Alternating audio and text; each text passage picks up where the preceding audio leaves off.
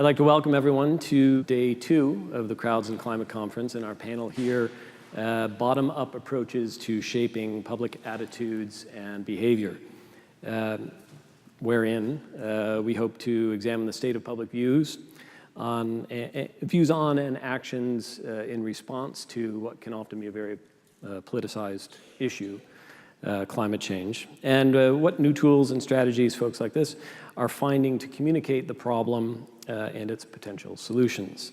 I'm Tom Zeller. I am currently a Knight Science Journalism Fellow here at MIT. I've spent about 15 years writing about a variety of topics, including energy systems, the environment, and climate change for the New York Times, National Geographic, and the Huffington Post. But the folks you really want to hear from are these experts here, and I'd like to introduce, starting with Andy here to my left. Andy Hoffman is the director of the Urb Institute for Global Sustainable Enterprise at the University of Michigan, and he holds joint appointments in the School of Natural Resources and Environment and the Ross School of Business. In his research, Andy uses a sociological perspective to understand the cultural and institutional aspects of environmental issues for business. And he has a book that I think just came out in the spring, co-authored with John Ehrenfeld, called Flourishing, a frank conversation about sustainability. So welcome, Andy. Next to Andy is Susan Hunt Stevens. She is the founder and CEO of Practically Green, which is a technology startup in Boston that uses a suite of proprietary, I want to get this right, proprietary science-based programs, cutting-edge social and game mechanics, and scalable mobile and web technologies to help individuals better understand and reduce their environmental footprints. What does that mean? It means the majority of their participants are employees of global companies like MGM Resorts, Sony, and EMC. And then finally, I hope I didn't flub that, we have David Yarnold, who became the 10th president and CEO of the Audubon Society in 2010, bringing with him decades of experience in both environmental conservation and as a former Pulitzer Prize-winning editor from the San Jose Mercury News, a penchant for rich storytelling. In his current role, David has launched numerous innovative technological and social media efforts designed to bring Audubon's message and mission of conservation to wider and younger audiences. So these are our guests here today.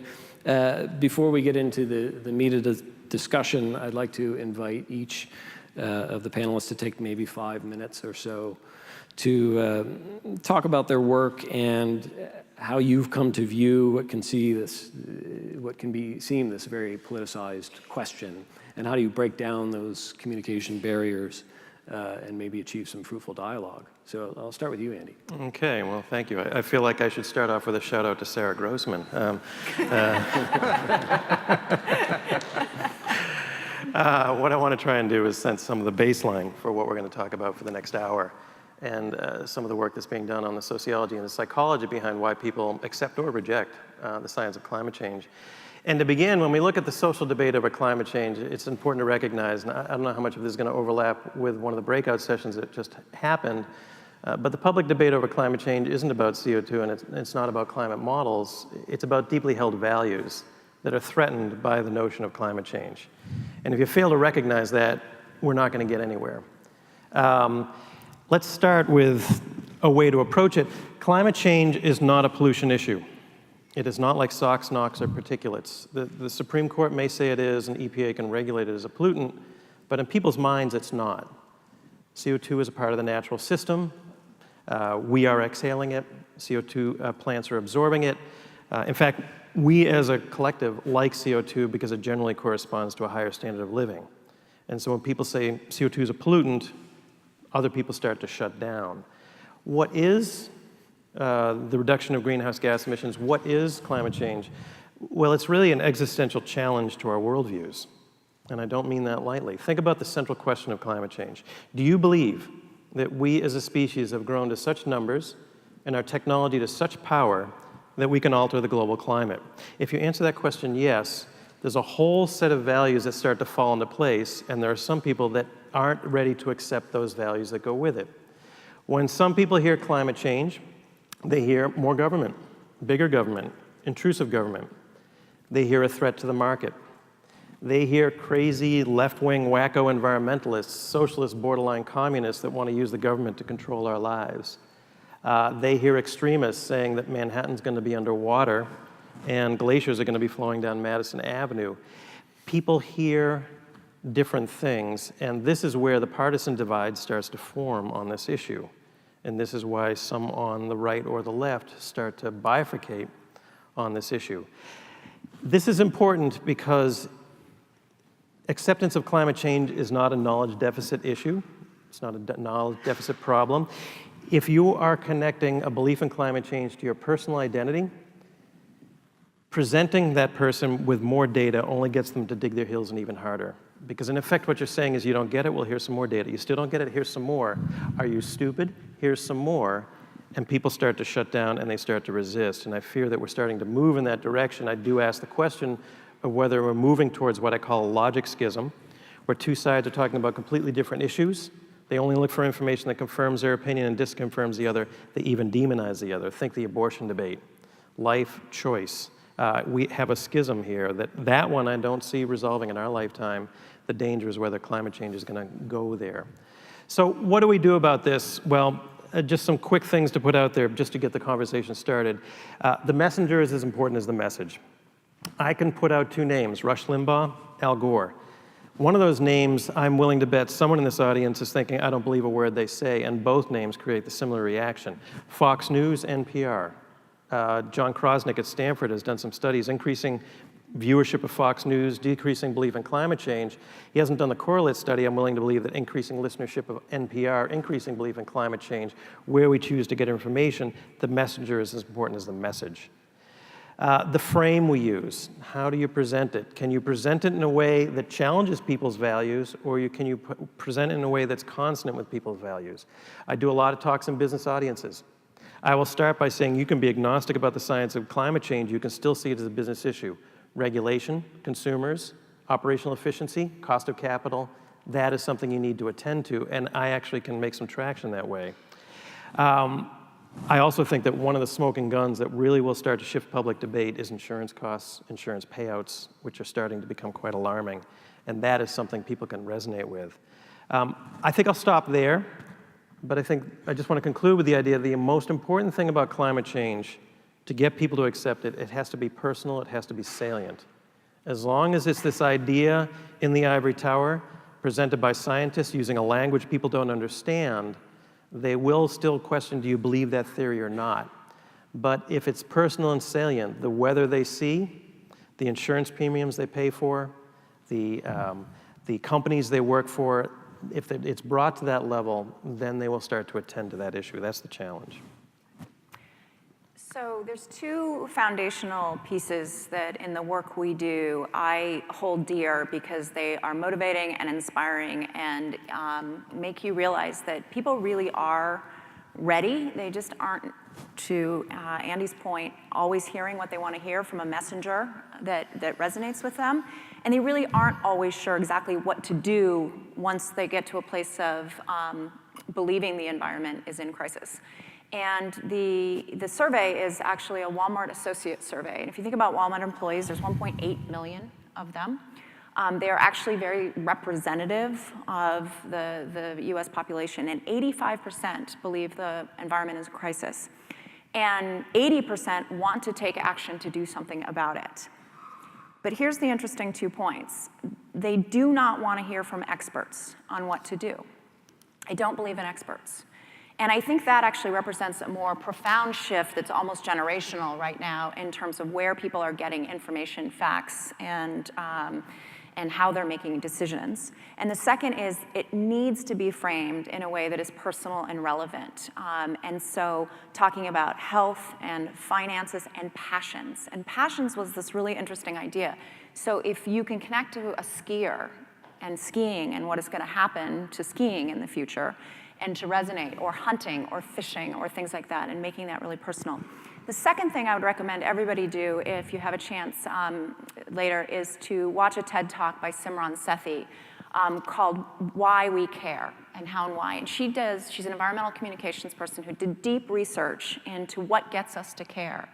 And what she also found was the sense that it really had to be out of your personal experience and what was happening to you.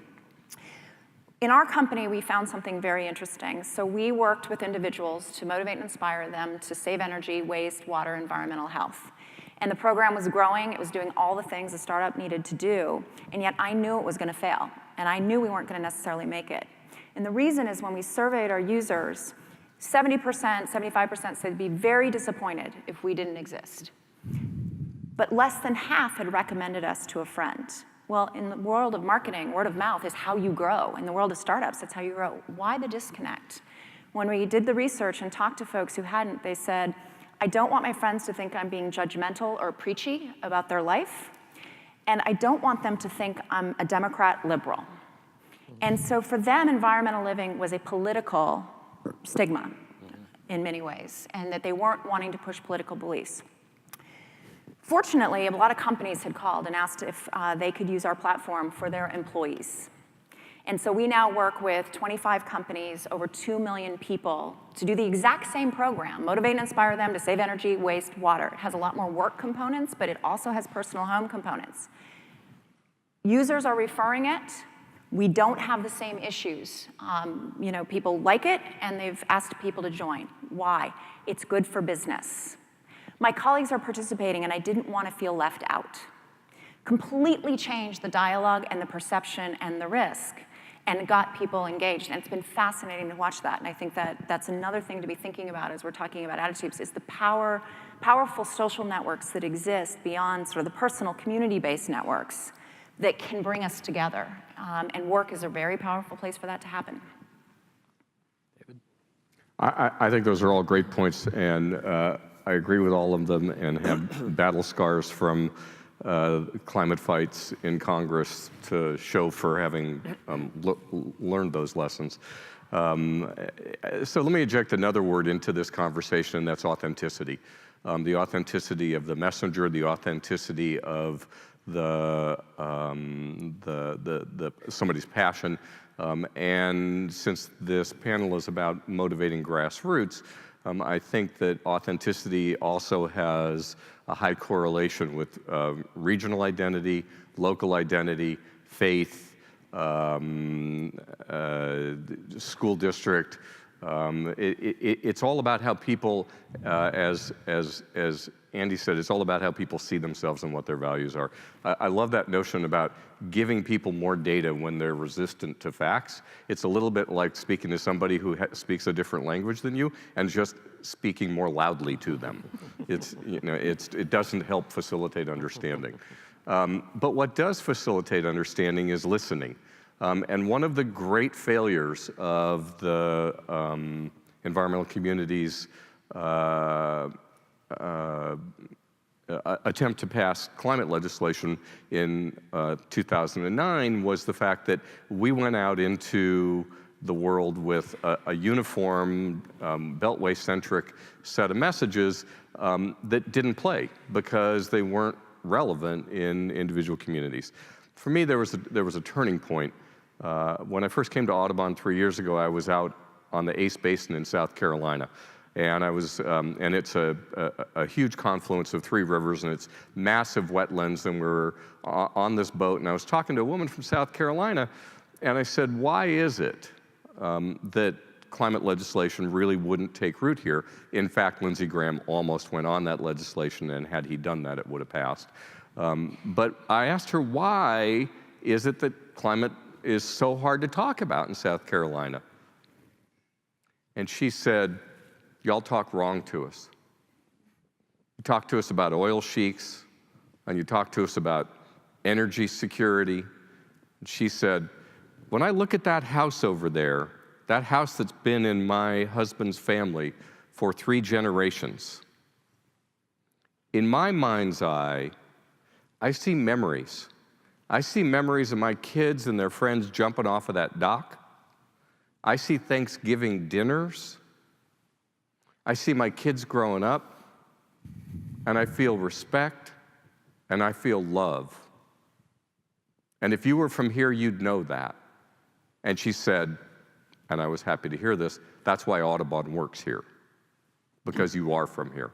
But that's not how the environmental community as a whole has approached this conversation at the grassroots. And to me, it spoke volumes about one woman's experience that I think was actually pretty universal. So just listening to you guys talk spurred a lot of ideas for how we might take this conversation. But one thing I'm hearing is that salience and the messenger really matter in terms of shaping public attitudes. But I imagine that and this will be kind of a twofold question. I mean, in the first instance, and you sort of raised this, we're living in an era when people are able to kind of silo themselves with certain messengers very tightly and very cleanly and really never be exposed. And they do it quite willingly and quite adeptly. So I guess let's just start with that. I mean, given that people are kind of polarizing and self-selecting the messages that they want to hear, whether it be through Fox News or NPR or wherever they get it, how do you break down and break through those communication barriers? How do you move the ball forward in that sense? Any one of you, I guess we can start with you. Well, I would start by recognizing your audience and recognizing that there are multiple audiences. The 6 America Studies at Yale is a really nice way of segmenting the American public into 6 categories, from the extremely dismissive to the extremely alarmed. What you need to try and reach is the undecided middle. And so if you find yourself talking to someone who swallowed, if you saw Rush Limbaugh recently gave an argument about a month ago that you can't believe in God and believe in climate change at the same time. If you're talking with someone who's totally bought into that, think carefully about how much you want to engage or what you might be able to accomplish. But the undecided middle is really where the attention needs to be focused. And these people are more open-minded than simply saying, Fox News or NPR, for that matter, are my only source of knowledge and I will accept no other.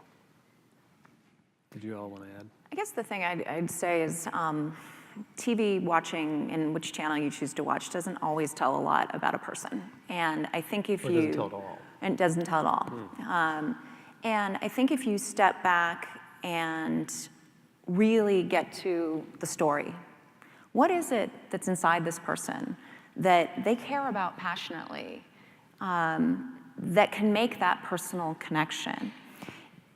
I agree, we don't spend an enormous amount of time trying to help folks who just aren't ready to participate in a program like this, or frankly, folks who don't need a program like this.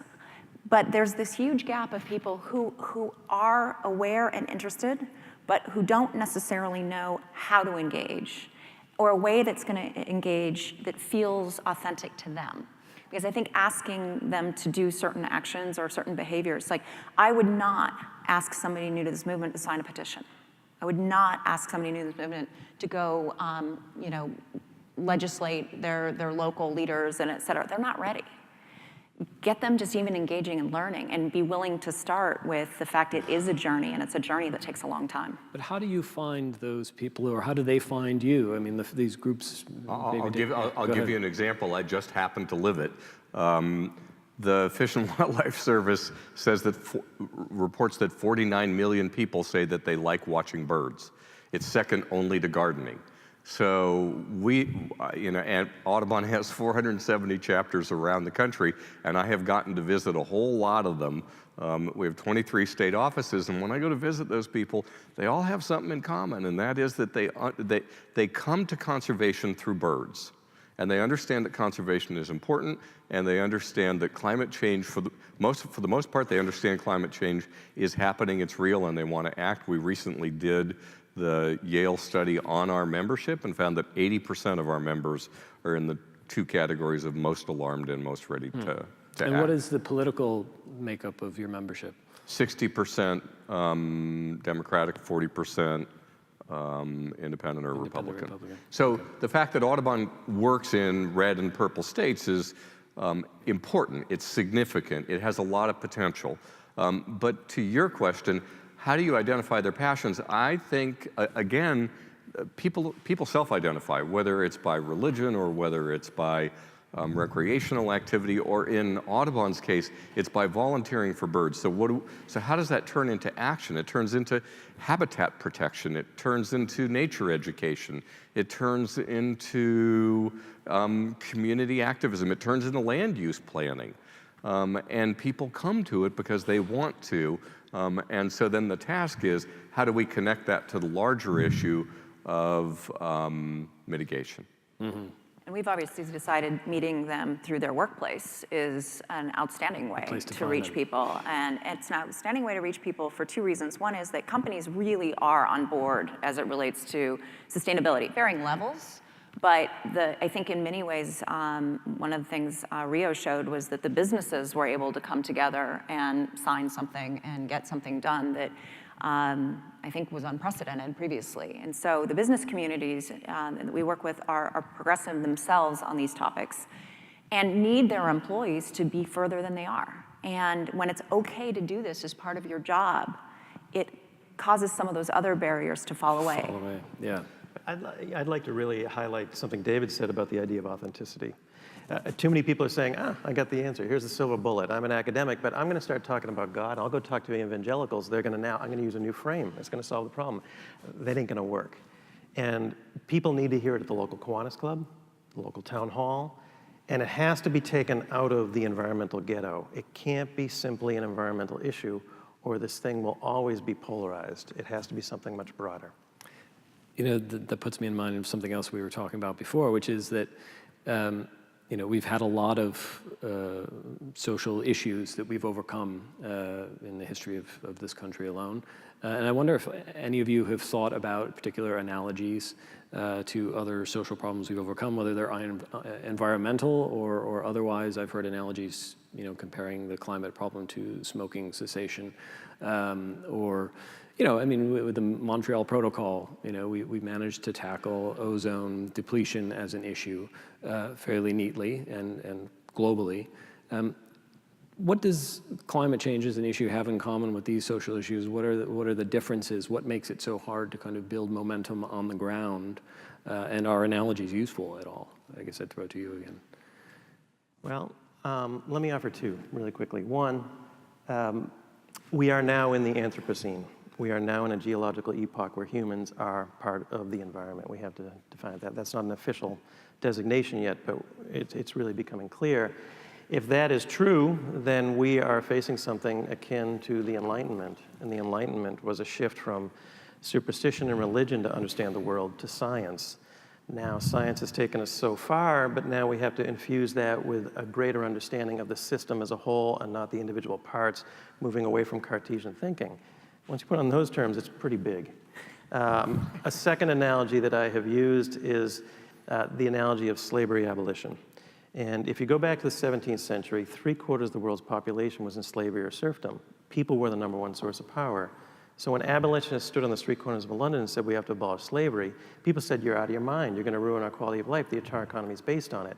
Today, people are saying, we have to abolish fossil fuels. And people are rightly saying, you're out of your mind. You're going to ruin our quality of life. The entire economy is based on it. If you go back to the 17th century, people didn't really see a moral problem with slavery. It's in the Bible. It's normal. Let me ask you, can you see a moral overtone to the emission of CO2 akin to that? I'm willing to bet you can't. And that speaks to the massiveness of the challenge of trying to recognize this. Now, I'd add two last pieces. One, that analogy has gotten me into trouble. So it speaks to the danger of people being able to use what you say to really, you know, paint you into a corner. That doesn't mean we shouldn't try. We don't need to sugarcoat everything. But I also go further and say the analogy means that there's no one group among us that is the moral equivalent of slave owners, which is what I've been sort of painted with that. We all are. Every time you turn on a light switch, you are activating fossil fuels to do the work for you. It's a collective problem, it's an institutional problem, and it's a massive problem. I'd love to get your responses to these ideas of how useful are these sorts of analogies in communicating the scope and size of the problem. Maybe David, I don't know if you... Fundamentally, the thing that you're asking people to do if you want them to see the entire problem of climate change is you're asking them to make an existential choice that is rare in their lives, and maybe one that they never make. You're actually asking them to take actions today that they will probably never see, they will never live to see. And most of us never grapple with a decision like that. And that's a tough thing to ask somebody to do. So I think that finding the right analogies is an extremely useful thing to do, so that because metaphors in storytelling are incredibly helpful, as you know, and finding the right comparison, I think is important. I think, and there are precedents in the US in terms of environmental and conservation action that demonstrate that when the American people decide that something is a priority, they'll actually do it. Yeah, and I actually, the analogy to paint how big the issue is can be important. I mean, I think in startup world, you don't live unless you can have an analogy of it's this company meets this company, or pitching a movie. When you're trying to get people to understand something, that's great. I actually like to look at analogies in other spaces also for solutions. Because, and that's where, to me, it's really interesting, while not a perfect analogy, to think about some of the things in the health space. And so you could look at smoking cessation, you could look at drunk driving, and you could look at the different things that really, on those movements, worked. And in the case of smoking, you know, it had to be based in the science at some time, but it took a long time. We were talking about this earlier, a long time for behavior and attitudes and prevalence to start dropping until a lot of other things came in. So the science was there first. Smoking causes cancer and birth defects, and then it started with women not smoking in pregnancy, and it went from there. And the analogy that's interesting to me, and in many ways my own personal story around coming into this, did start with pregnancy, and it's the first time I was told not to eat fish. Well, why not? Well, there's mercury. Well, how? You know, and you start doing that. I then had a kid with food allergies, so we had to start reading labels. And we have found on our own platform that health actions and actions that you take to improve air quality, change your food, things like that, are gateway actions into water and waste, and then energy. And energy, you know, sadly, as it is such a big impact and important, is the last place people go when they start their journey. But it starts with health, interestingly. And so I think looking at the health world and how we've changed health outcomes in some areas could be an interesting way to find solutions in this space. You wanted to add? The idea of a social movement around climate change is problematic, as it is around all environmental issues. The environmental movement is indeterminate. Who's an environmentalist? It's very hard to identify them. When we talk about women's rights or minority rights, there's a clear constituency. There isn't one on the environment. In fact, everyone benefits when the environmental movement accomplishes its goals. So that indeterminacy is a real problem. There's got to be a clear cause or goal that you're trying to accomplish. What are we trying to accomplish here? Well, we're trying to fundamentally restructure our economy. That's very hard to picture people in front of the White House. What do you want? We want a total restructuring of the economy. When do you want it? We want it now. That really isn't going to work. And you need an enemy. You need some oppositional force. The civil rights movement was going after Jim Crow laws. And so a social movement around climate change is really problematic, but I will add that Bill McKibben has done something quite interesting. He created one. He created one by creating a group whose interests were damaged by this issue, young people. It's your future is going to be ruined. He created an enemy. Whether you agree with it or not, he created an enemy, the fossil fuel. He created a goal, Keystone. He's hung it all on that. And I personally am not sure that he by himself, this movement will accomplish something, but it does play a role in the ecology of the issue, where you have something called a radical flank effect, where, you know, in the analogy of the civil rights movement, you have Martin Luther King with a message for the American public. They're choking on it. It's too radical, until Malcolm X comes along and pulls a radical flank out, and now Martin Luther King is a moderate, and now we can deal with them. Bill McKibben has drawn the radical flank out such that others can play the moderate and say, okay, now you can deal with us. There's a wonderful line by Russell Train, the second administrator of the EPA, around the time that David Brower was the bad boy of the environmental movement. He said, thank God for the David Browers of the world. They make the rest of us seem reasonable. So today we might say, thank God for Bill McKibben. He makes the rest of us seem reasonable. I'm sure he'd be grateful for you saying that. One of the interesting things I think about, though, is in the past, changes had figureheads. And you always pull out personalities in any change. But one of the interesting parts about social media and the impact of social media around the ability for people to share and influence attitudes and behaviors and things like that is it doesn't lend itself to a single figurehead. And so if you think about what's happened in Arab Spring, you know, there's players, there's some people that got attention, the Google guy in Egypt, et cetera. But really, it was social media ended up being the figurehead in many ways because it connected everybody and it bypassed the sort of normal need for a figurehead under media channels. And I think that's a really fascinating opportunity as it relates to influencing public attitudes and behaviors, is to think about how social media can bring transparency to much of what has been invisible. Because I think that's actually one of the biggest challenges in this space is sort of twofold. One is, you know, CO2 itself, you can't see, hear, touch, feel. You can see the impact of too much or too little and stuff, but you can't see it. The other is when you as an individual start to change or your habits and behaviors, you can put solar on your roof, and that actually statistically shows your neighbors are more likely to do it. Once communities start having there tend to be more or electric cars in the neighborhood. But so many changes are invisible and hidden that if social media can be used to bring visibility to the change and connect people within, I think there's some power there. I also think that, and this has been said any number of times over the last couple of days, is there's no one path forward for all of these reasons. Some people will be frightened into acting. Some people will be spiritually motivated to act. I'm in touch with a whole lot of people who are acting out of love and who are acting out of passion for creatures or habitat or coastlines or landscapes or family tradition, right? Going out fishing or hunting or whatever they do. And for those people, we as a community, we conservationists, environmentalists, have some silly arguments like adaptation versus mitigation. Because when you come from a conservation background, adaptation is a natural first step. And it's a great way to rally people and to move them to mitigation. Before, I just want to see if folks have questions in the audience, please feel free. We can open up the floor to them, and I understand that there are also possibly some Twitter or, speaking of social media, questions. Sir? Thank you for all your wonderful comments. I think one of the most important things that we can do is give people who are already motivated to act the tools and the voice, the ability to speak out. I'm running a new organization called the Climate Action Liaison Coalition. And what we do is work with small businesses who are very rooted in their community and have a strong interest in preservation and give them the tools so they can be more effective advocates and speak out on this issue from where they are as a business leader.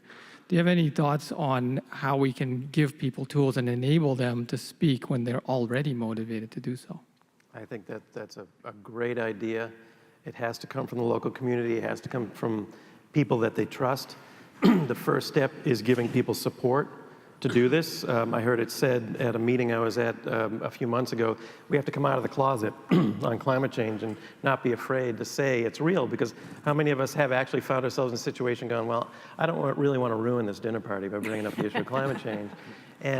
But to be able to do it in a way that doesn't sound preachy, and it doesn't sound blaming.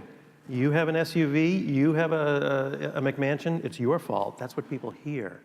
And so finding ways to bring it up in a way that says, this is something that we are all responsible for, we can all deal with, make it a collective way of approaching it can really help. I think you're absolutely right. It's a little bit like managing any organization. A rule of management is that you will always spend 80% of your time on the 20% of the people who are the most difficult, when in fact you ought to be spending your time on the people who are the most productive and the most eager. And so I think that idea of giving people tools, taking the willing and helping them act, is a much more meaningful and useful expenditure of time than trying to persuade the unpersuadable. and obviously running a company that built tools to help with this, I agree wholeheartedly, but you've got to get the tools into people's hands. And so, fortunately in our case, companies decided that that was the place to do it. But what are those tools? And I guess the things that I would tell you is, think about, for every action, there is an ability issue. So there are people who need to have increased ability to be able to do something, and then sometimes people need increased motivation to do something. And so you've got to be thinking in some ways about, how do I increase motivation for those things that require more motivation? How do I increase ability and then be able to help support that? What we find is that there just isn't nearly enough positive feedback, comments, sharing of stories, accomplishment, and a sense of progress. And so these are the kinds of things that pat people on the back when you see somebody doing something. The Hong Kong airport just decided to go meat-free Monday, and all 57 restaurants have meat-free meals. Like, send the guy who started that program an email and say, I think it's great, and I'm more likely to fly through Hong Kong when that way is it. People don't hear that enough, and I think we need to cheer each other on and folks engage people in a positive way much more than we do. We can go to this side. Mr. Yarnold said it's difficult to get people to sacrifice today for something they may not see in their lifetime, but I'd like to say that a lot of people care about their children and their grandchildren, and I think that should be very important, really, that you do owe it. I mean, it is natural for us to care about our children and grandchildren. It's in our genes. I see it in my daughter with my grandchild. So I think we have to focus more on that even though it's, I'm going to be dead, hopefully, before this all kicks in, but I am worried about my grandchildren. He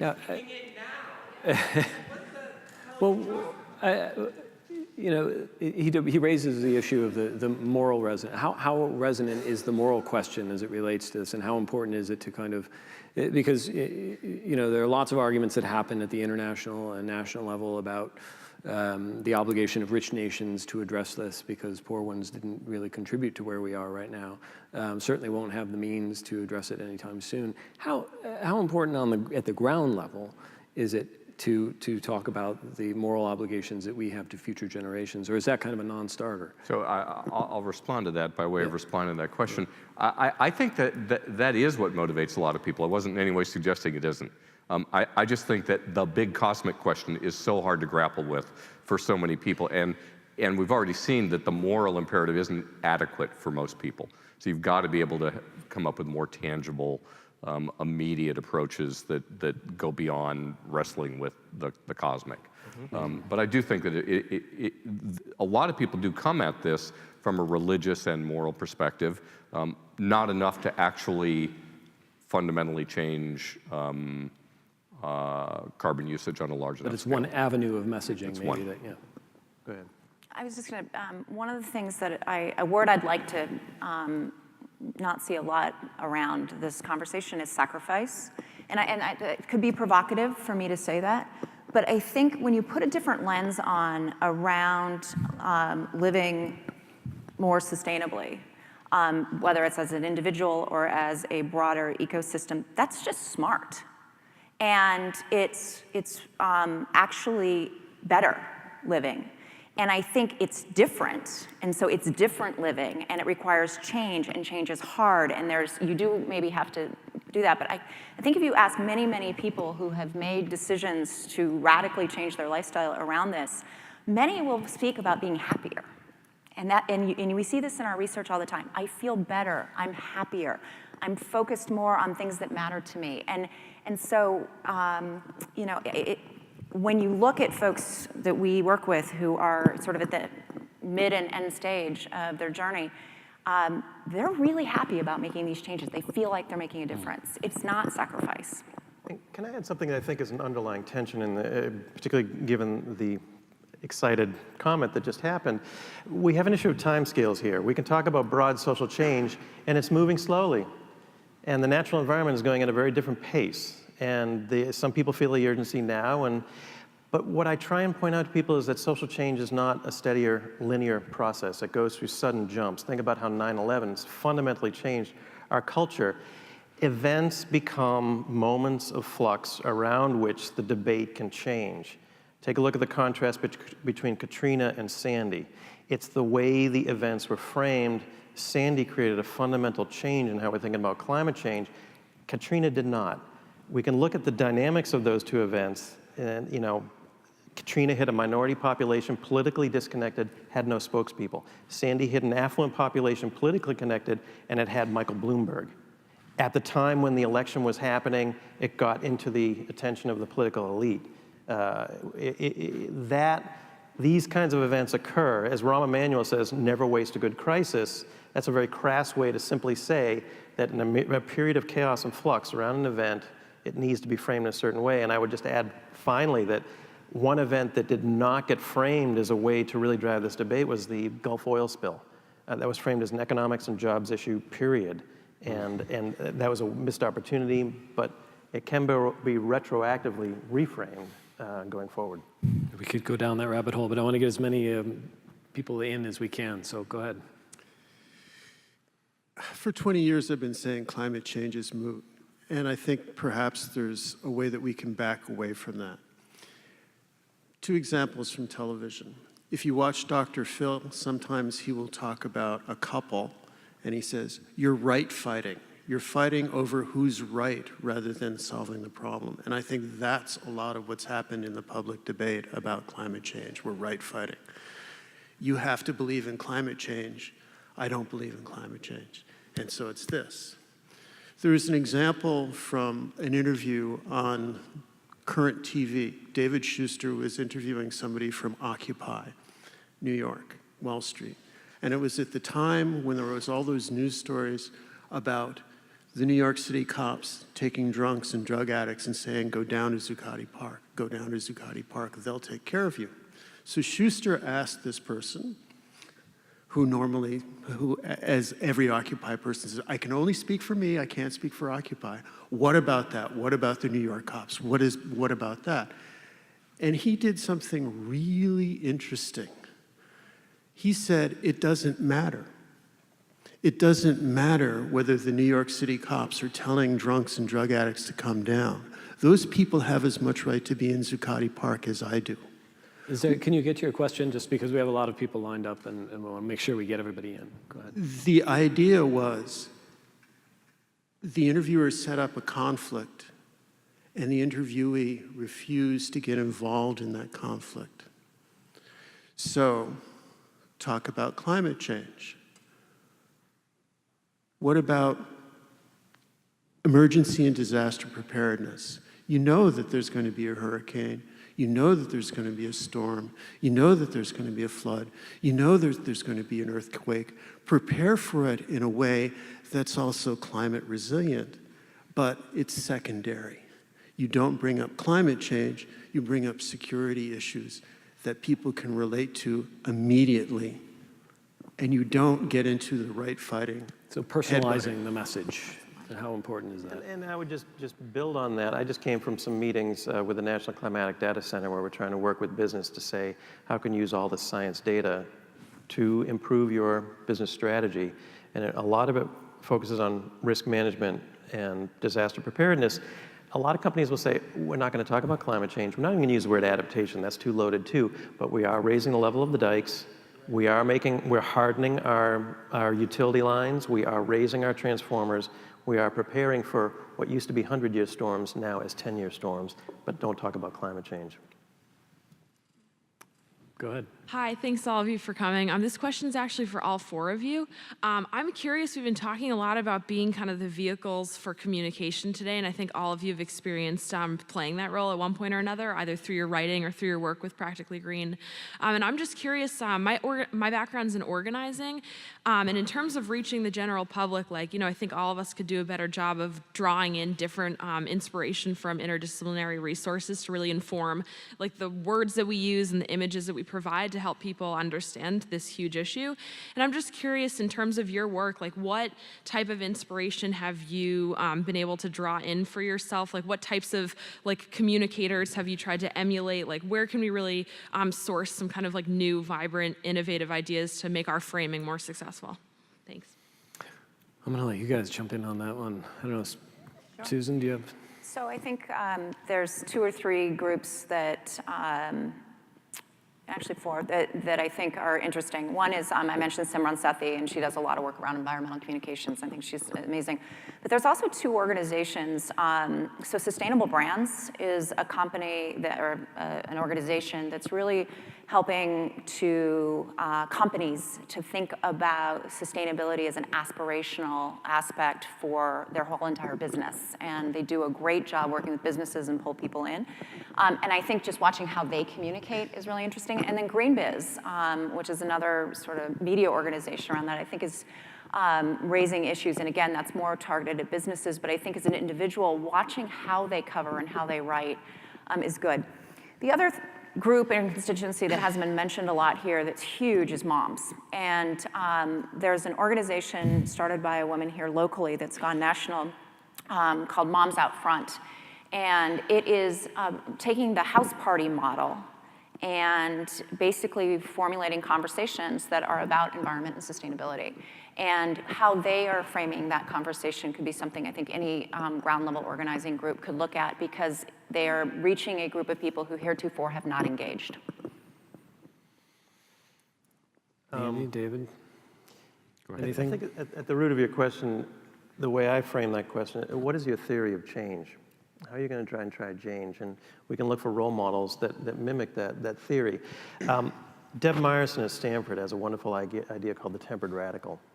You can have a set of ideas that may be at variance of the organization of which you're a part. You could be a woman in an all-male organization, a minority in an organization that doesn't accept minorities. You can leave, you can conform, or you can play the tempered radical, where you hold true to your ideals, but you find the language you fit in. You're tempered, but you're also a radical. And there's a whole set of strategies and a whole set of challenges around doing that. I really like that model for myself, and it's one that resonates strongly with our students. I don't know if that answers your question, but rather than just mimicking people, I'd like to think about a model for change. I think we'll just move on to the next question so we can get. Great, thank you so much. in. Quick digression. I hope somebody tweeted at Bill McKibben that he was just referred to as Malcolm X of our movement. I'd like to say, thank God for Rainforest Action Network. Thank God for Rising Tide. Thank God for the Arctic 30. Thank God for Tim DeChristopher. Those are our real leaders on the left of that. So my question, my name is Michael Green. I'm the program director at Climate Action Liaison Coalition. My question is, we talked a little bit about how do we engage in conversation with people that are, have their head in the sand or are climate deniers? Is that even really a point of leverage that we need to be pushing for? Or should we be putting our efforts elsewhere and trying to leverage people within our community that are already not taking enough action? Thank you. So let me first applaud the first part of your comment. Let's hear it for impatience. Let's hear it for the kind of activism that has fueled other movements in this country. Let's thank Bill McKibben for saying, no, actually 450 is not okay. I think that it's just way too easy for the mainstream environmental groups to be comfortable in that safe middle space, and it's really important for you and others to be pushing very hard. And I think that's critical.